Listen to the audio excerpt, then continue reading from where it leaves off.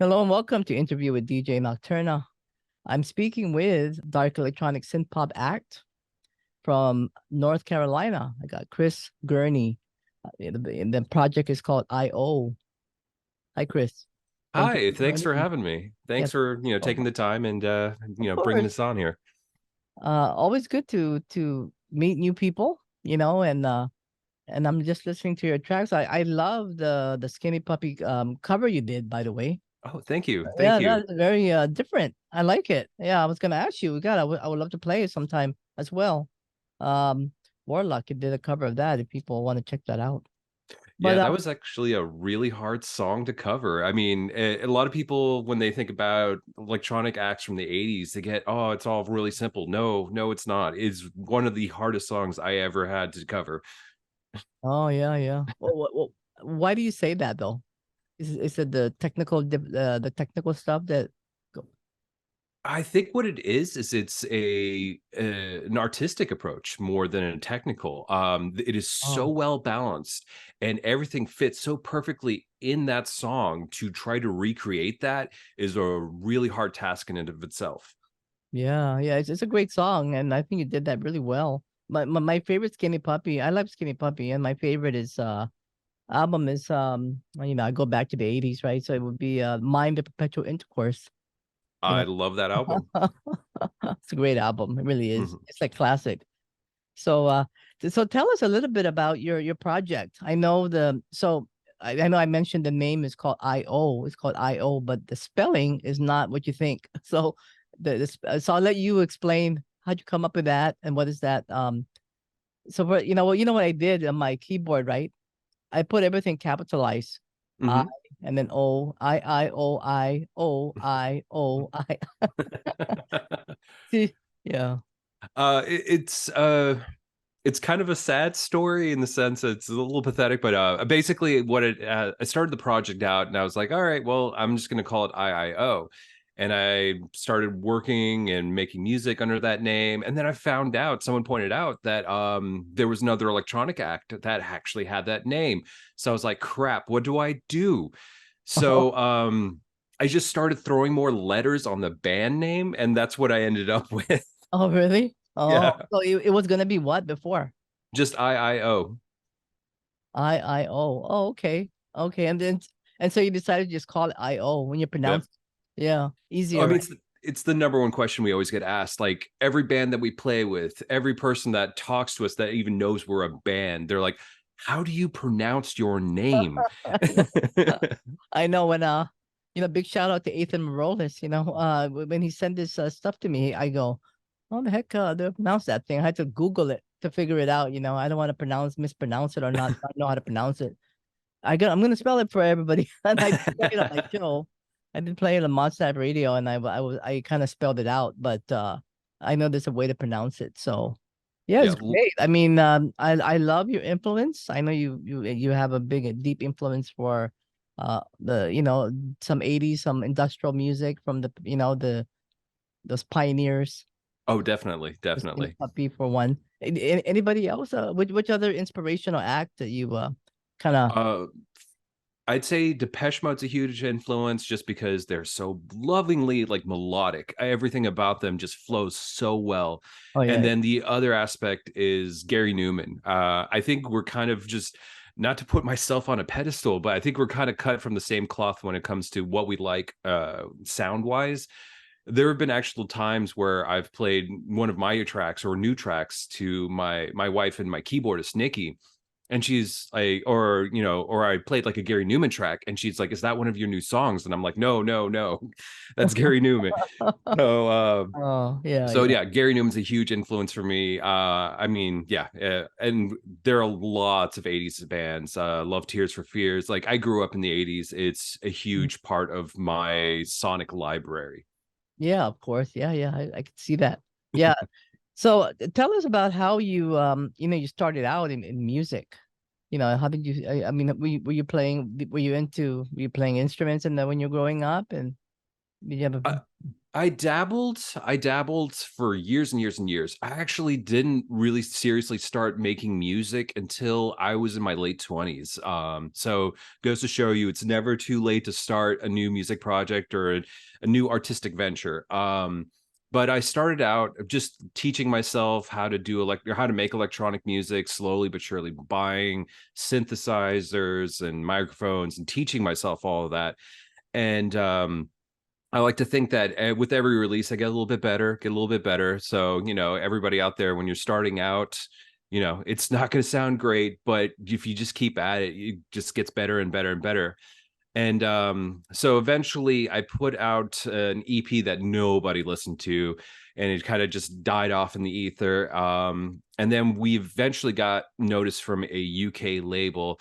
It didn't go well. I'm not going to name names, but and afterwards I signed on with Analog Trash and was releasing some stuff with them, meeting wonderful people. If you guys aren't aware of them, Analog Trash is this UK label. It is very, very LGBTQ plus friendly. A lot of their artists are part of that community, and they're just wonderful people. And I worked with them for years. And then afterwards, I had done some work with Jim Semenick from Distortion Productions, and mainly through his charity works, his charity compilations like Electronic Saviors. And I absolutely loved what he's doing. I love charity of itself, giving back. And whenever, as we're all aware, there's some bad eggs in the scene, but there's never been any sort of trouble around or even within the vicinity of Jim. So I was like, oh, you know what? This is the perfect person to work with. And here I am. Wow. And I know you've come a long ways, because I think you started out, this project. I know you mentioned some time ago, but is it 2012? 2012? Yep. That's when I started it. Yeah. So your first album was called Reflect. Yes. Yeah. My first full length album. Yeah. Oh wow. Wow, that's a while ago. And then I noticed that then the following year you had Sun, right? Mhm. It came out. And then so this is your fifth album, has just been released, right? I think so. Hold on. Let me do the math in my head real quick. Well, when it comes to full length albums, this is my fourth one. Okay. The previous one to Chroma was Post Brimstone, which I called an EP, but my version of an EP is some people's full length album. So a lot of people kind of think that that's like a full length album. But yeah, I want to say that uh, Dreaming, which is my newest album, that one I think is our fourth full length album. Yeah. So how do you what is some of your writing process? I mean, I know I know the lyrics, right? I mean, you do lyrics as well. You Yes. write music and all that. So what are some of the, I guess, for Dreaming, for example, what is your inspiration behind that album? Dreaming was kind of the writing process for Dreaming took place during the pandemic. Yeah. And so a lot of the thoughts, or a lot of the songs, were thoughts that I had regarding situations. Like one of the songs, for instance, is about the first time I ever danced with my wife. Oh, Another song is about going on a date with somebody. It was more of a general thing, because my wife and I never went to a boardwalk together. But so it kind of jumps around, because there's some songs that are very political in nature, like Last King. And then other songs are about the industry, when it comes, like Legacy is about music, the music industry in general, and just how much people put in and give of themselves, and unfortunately how many get so little in return. So that's kind of it. The thought process for that album kind of went everywhere, but that's because I was sitting in my house with, just letting my mind drift. yeah, yeah. I mean, especially during that time, it was a very difficult time for everybody, right? Oh yeah. Yeah, when this album, yeah. So a lot of people were inspired to write music, or a lot of people started something brand new, in fact, Yeah, during it's been absolutely wonderful seeing how many new creative projects are coming out, especially from the horrible events from the pandemic. So yeah.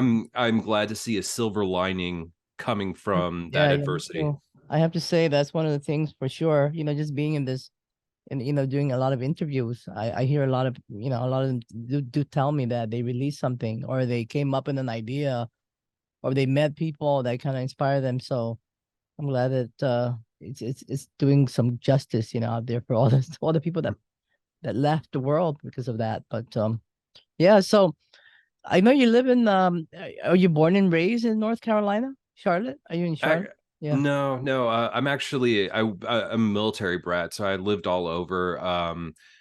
Half of my family is actually from Germany, so Oh, okay. excuse me. I spent a good chunk of my life in Germany, and then I moved over to North Carolina, which there's a military base there, and that's why I'm in North Carolina, and ended up moving to Charlotte, and just ended up staying here.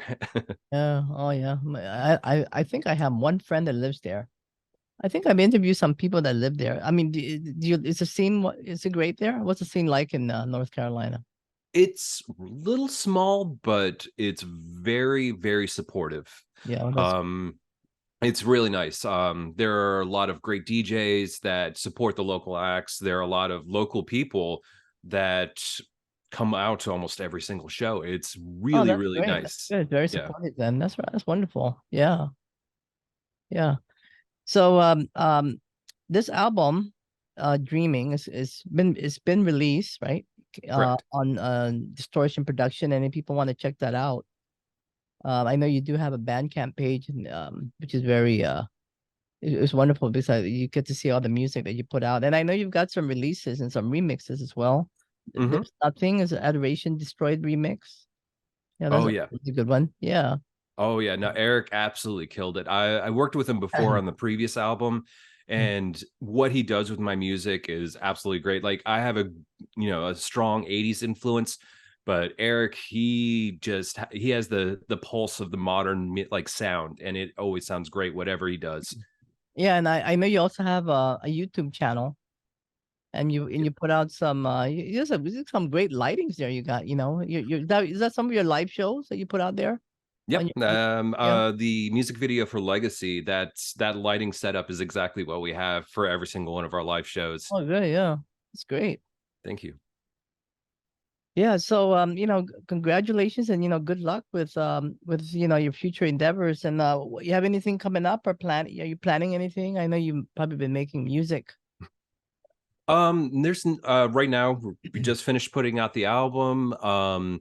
So we've got a couple of live shows lined up for the year, but I think the next show we're playing is going to be in Richmond, Virginia, which with a couple of our friends. One is Boca Negra, which is a wonderful kind of shoegazy dream pop band from Winston-Salem.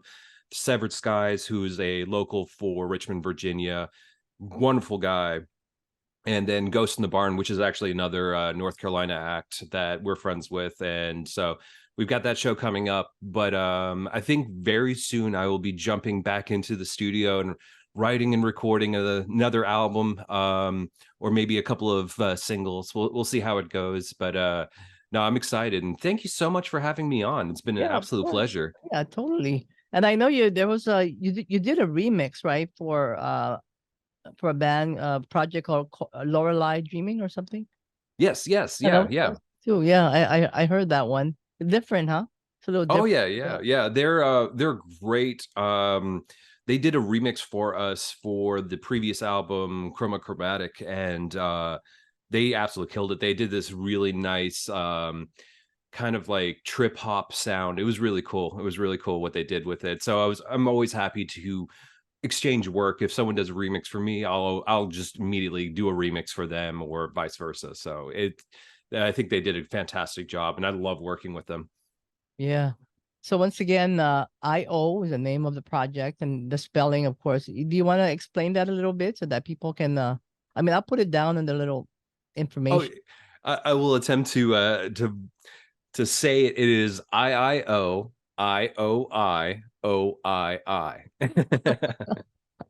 No, I love that, especially now with the technology, right? I mean, anything goes. Well, I mean, if you get the letters just right, you're probably going to find our music project as opposed to some other weird thing. So we're good. No, you actually do. When I put that in, like I was mentioning, right? All you gotta do is take your keyboard, put it on capital, and just type it, and then actually it'll pop up. A lot of stuff will show up, which is great. So that's computer for you, technology. But thank you, Chris Gurney, from North Carolina, Charlotte, North Carolina, IO, and thank you for this for doing the interview. Oh, thank you so much for having me. Anytime, please. Thank you.